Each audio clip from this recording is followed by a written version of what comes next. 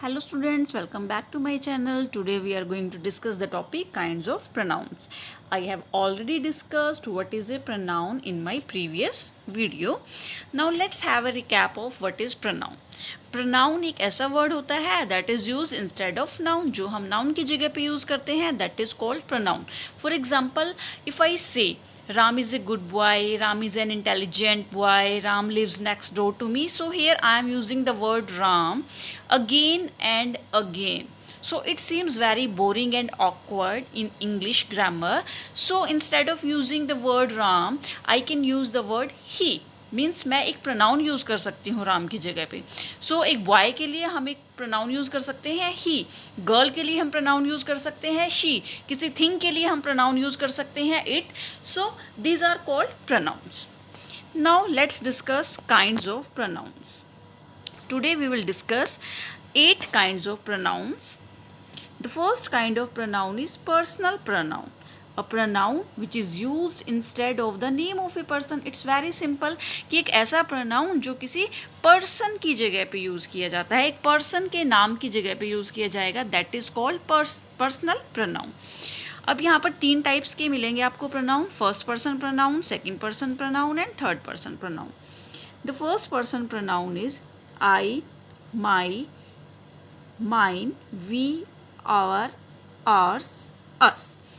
अब यहाँ पे आप देख रहे हैं सेकंड पर्सन प्रोनाउन में दाउ, दाइन, दाई, दी.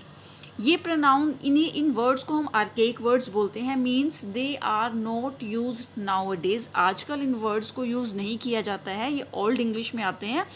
And the second person pronoun are you, your, yours. And the third person pronouns are he, his, him, she, her, hers, it, its, they, their, theirs, them. ये सभी पर्सनल प्रोनाउन है और आप इन्हें किसी भी पर्सन की जगह पे यूज़ कर सकते हैं. फॉर एग्जांपल अगर आप किसी बॉय के मेल के बारे में बात कर रहे हैं तो कौन सा प्रोनाउन यूज़ होगा? ही प्रोनाउन यूज़ होगा. किसी गर्ल के बारे में बात कर रहे हैं देन शी यूज़ होगा. किसी थिंग के या एनिमल के बारे में बात हो रही है तो इट प्रोनाउन यूज़ होगा. सो पर्सन की जगह पे यूज़ होने वाले pronoun they are called personal pronoun. It's very simple. Second pronoun is reflexive and emphatic pronoun.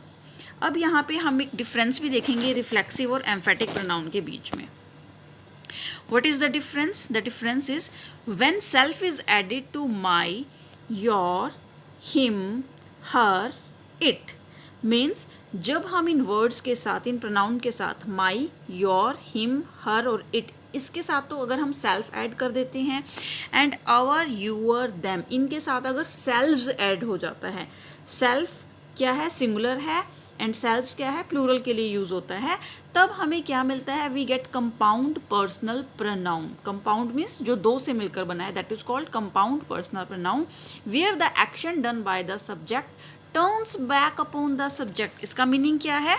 For example I hurt myself. इस सेंटेंस में आप देखिए इसका मीनिंग क्या है कि मैंने अपने आप को हर्ट किया. अगर मैं यहाँ पे माई सेल्फ को इरेज कर देती हूँ, मीन्स अगर यहाँ पे माई सेल्फ वर्ड नहीं है, सिर्फ इतना ही सेंटेंस है आई हर्ट, तो ये क्लियर नहीं हो रहा है कि मैंने किसे हर्ट किया. मैंने अपने आप को हर्ट किया या मैंने किसी और को हर्ट किया. सो क्या इसमें हमने क्या पढ़ा रिफ्लेक्सिव प्रोनाउन के बारे में कि when the action done by the subject, कि सब्जेक्ट ने जो भी एक्शन किया, मीन्स यहाँ पे आई कौन है? ये सब्जेक्ट है. इसने जो भी एक्शन किया it turns back upon the subject. उसका इफेक्ट सब्जेक्ट पर ही आ रहा है. So I hurt myself. Second he hurt himself. तो आई के लिए कौन सा प्रोनाउन यूज हुआ है? My self. एंड ही के लिए कौन सा प्रोनाउन यूज हुआ है? हिमसेल्फ. दे के लिए कौन सा प्रोनाउन यूज हुआ है? Themselves. So that is called reflexive pronoun. Means जब कोई action turns back upon the subject, क्योंकि अगर हम यहाँ पे myself, himself and themselves को यूज नहीं करते हैं then it is not clear. तो ये क्लियर नहीं होता है कि आई हर्ट, मैंने किसे हर्ट किया. ही हर्ट, उसने किसे हर्ट किया. दे हर्ट, उन्होंने किसे हर्ट किया. ये क्लियर नहीं है. लेकिन अगर हम यहाँ पे myself, himself and themselves use कर रहे हैं देन इट मीन्स यहाँ पे ये रिफ्लेक्सिव प्रोनाउन है. It is noticed that each of these reflexive pronouns refer to the same person or thing as that denoted by the subject of the verb. However, when a mixture of person is involved, the reflexive conforms to the first person. कई बार ऐसा भी होता है कि हमारे पास बहुत सारे pronounce आ जाते हैं. You मीन्स प्रोनाउन ना कह के हम इन्हें क्या कह सकते हैं? It means a mixture of persons. Yes, you, Mohan and I. तब हमें क्या करना है? हमें अपना रिफ्लेक्सिव प्रोनाउन फर्स्ट पर्सन के अकॉर्डिंग लगाना है. मीन्स यू, तुम, मोहन और मैं, हमें अपने आप को डिसीव नहीं करना चाहिए. तो यहाँ पे कौन सा प्रोनाउन यूज होगा? Ourselves. नेक्स्ट है you and madam must not deceive yourself. अब यहाँ पे प्रोनाउन किसके अकॉर्डिंग यूज होगा? यू के अकॉर्डिंग यूज होगा. यू एंड मैडम, तुम्हें और you and madam must not deceive yourself. तुम्हें और मदान को अपने आप को धोखा नहीं देना चाहिए. अभी तो हमने इसके बारे में डिस्कस किया था रिफ्लेक्सिव पर्सनल प्रोनाउन के बारे में. And now we will discuss what is emphatic pronoun. When compound personal pronouns are used to give emphasis, they are called emphatic pronoun. जिस सेंटेंस में emphasis दिया जाएगा मीन्स किसी चीज़ पर जोर दिया जाता है, they are called emphatic pronouns. Example देखते हैं.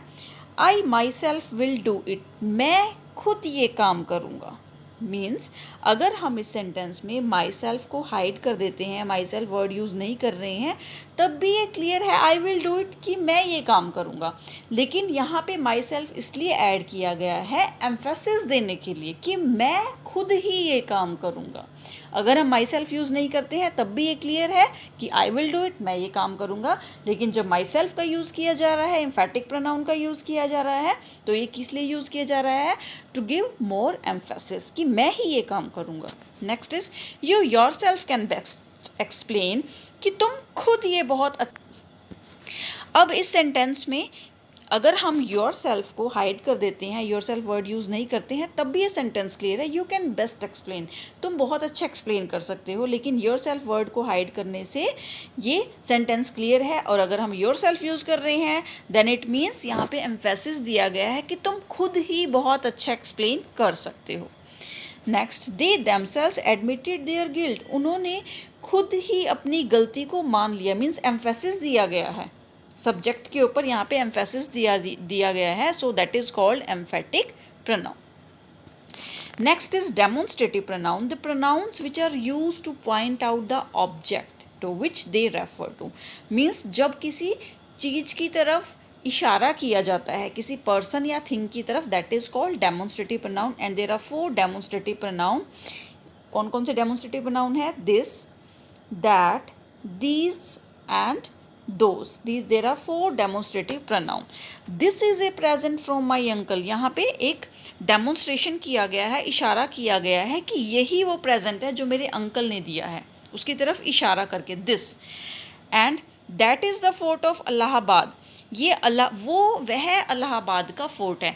दिस हम यूज़ करते हैं किसी नियर थिंग के लिए. That is used for far thing, जो चीज़ हमसे दूर है. But this and that are used for singular. This भी सिंगुलर के लिए यूज होता है and that also used for singular. And these and those they are used for plural. लेकिन दीज हम यूज़ करते हैं जो चीज़ हमारे नियर हैं, एंड दोज हम यूज़ करते हैं जो चीज़ें हमसे फार हैं, हमसे दूर हैं. So this, that, these and those they are called demonstrative pronoun. It's very simple. Our next pronoun is indefinite pronoun. And what is indefinite pronoun? सबसे पहले एग्जाम्पल देख लेते हैं. Somebody has stolen my pen. Few escaped unhurt. Did you ask anybody to come? Nobody was there to welcome her. Everyone wants to be wealthy and wise. Some are born great. Anyone can do this. So here in these sentences, we are using the word somebody, few, anybody, nobody, everyone, some, anyone, all, many. So in these sentences, we are not talking about any particular person or thing. We are talking in a general way. Means जब हम किसी particular person या thing के बारे में बात ना करके इन ए जनरल वे बात करते हैं, that is called indefinite pronoun. For example somebody, किसी ने मेरी वॉच चुरा ली है। यहाँ पे पर्टिकुलर किसी के का नाम नहीं लिया गया है, किसी ने मेरी वॉच चुरा ली है। few escaped unhurt, कुछ बचकर निकल गए। few, कौन बच के निकले, कोई स्पेशल बात नहीं की गई है, जनरल वे में बात की गई है। did you ask anybody to come, क्या तुमने किसी को पूछा आने के लिए। anybody, Nobody was there to welcome her, वहाँ पर कोई भी नहीं था उसको वेलकम करने के लिए। Everyone wants to be wealthy and wise, हर कोई बहुत wealthy and wise होना चाहता है। कुछ लोग ग्रेट ही पैदा होते हैं। Anyone can do this, कोई भी इस काम को कर सकता है। All were drowned, सब डूब चुके थे। Many are called, बहुतों को बुलाया गया, but few are chosen, लेकिन कुछ को ही चूज किया गया। So from these words we come to know that these words are used in a general way, हम इन वर्ड्स को जनरली यूज कर रहे हैं, not in a particular way, so this is called indefinite pronoun. So the next pronoun is distributive pronoun. So what is distributive pronoun? Distributive pronoun, each of them received a reward, these men received each a reward, either of you can go, neither of the accusations is true। अब इन sentences में each, either, neither, इन्हें हम distributive pronoun कहेंगे क्योंकि ये किसी person और thing को रेफर कर रहे हैं one at a time, means अलग अलग एक बार इन्हें रेफर किया गया है, इसीलिए इन्हें डिस्ट्रीब्यूटिव प्रोनाउन कहा जाता है। फॉर एग्जाम्पल अगर मैं बात करूँ each of the man received a reward, कि हर एक आदमी को रिवार्ड मिला। अब मिला तो सबको है रिवार्ड, लेकिन मैं कह रही हूँ हर एक को मिला, मीन्स वहाँ पर जितने भी लोग प्रेजेंट थे उनमें से हर किसी को रिवार्ड मिला। सो जब हम हर किसी ग्रुप में से या फिर वहाँ पर प्रेजेंट लोगों में से हर एक के बारे में बात करते हैं तो that is called distributive pronoun. So each, either, neither, these are called distributive pronoun. और जो नोट करने के लिए जो यहाँ पर इम्पोर्टेंट बात है वो क्या है, they are always singular and followed by the verb is singular, कि जब भी हम डिस्ट्रीब्यूटिव प्रोनाउन यूज़ करते हैं तो उनके बाद हमेशा सिंगुलर वर्ब यूज़ होती है। For example each of the man received a reward, यहाँ पर अ रिवार्ड यूज़ हुआ है। These man received each a reward, either of you can go, neither of the accusation is true, यहाँ पे हमने इस सिंगुलर वर्ब का use किया है बिकॉज डिस्ट्रीब्यूटिव प्रोनाउन के बाद हमेशा सिंगुलर वर्ब ही यूज़ होती है। Next is relative pronoun. What is relative pronoun? A relative pronoun refers or relates to some noun going before which is called its antecedent. जैसे कि इसके नाम से ही क्लियर हो रहा है कि रिलेटिव मीन्स उसके साथ कोई रिलेशन होना। For example I met Hari who use to live here, यहाँ पे हु रिलेटिव प्रोनाउन है। I have found the pen which I had lost, यहाँ पे विच भी रिलेटिव प्रोनाउन है। Here is the book that you lent me, यहाँ पर that भी रिलेटिव प्रोनाउन है। अभी रिलेटिव प्रोनाउन कैसे हैं, यहाँ पे हम जो वर्ड्स यूज कर रहे हैं हु, विच एंड दैट, इन्हें हम रिलेटिव प्रोनाउन कहेंगे क्योंकि आई मेट हरी, मैं हरी से मिला जो यहाँ पर रहता था। अब यहाँ पर जो वर्ड हु है वो क्वेश्चन पूछने के लिए यूज़ नहीं किया गया है। जो WH फैमिली से कई बार हम क्वेश्चन स्टार्ट करते हैं, लेकिन यहाँ पे हु कोई क्वेश्चन नहीं पूछ रहा है बल्कि एक रिलेशन बता रहा है। किसमें? कि मैं हरी से मिला, रिलेशन बताया गया है हरी से और किसमें, जो यहाँ पर रहता था उस जगह के बारे में। हरी का रिलेशन है उस जगह के बारे में, मैं हरी से मिला जो यहाँ पर रहता था, तो यहाँ पे एक रिलेशन की बात हो रही है। So that is called relative pronoun. I have found the pen, मुझे वो पेन मिल चुका है। विच आई हैड लॉस्ट, जो मेरा खो गया था। तो किसके रिलेशन की बात हो रही है? पेन की और खोने के रिलेशन की बात हो रही है, तो that is relative pronoun. Here is the book, ये वो बुक है दैट यू लेंट मी, जो तुमने मुझे दी।